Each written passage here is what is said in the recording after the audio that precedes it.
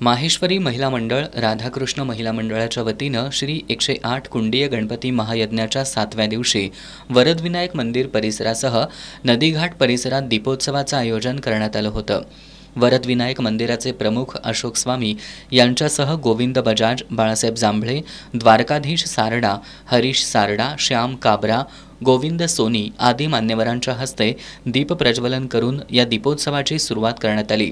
यावेळी भाविकांनी मोठी गर्दी केली होती। या ठिकाणी संस्थान मठ निडसोशीचे जगद्गुरू पंचम श्री शिवलिंगेश्वर महास्वामी यांनी भेट दिली।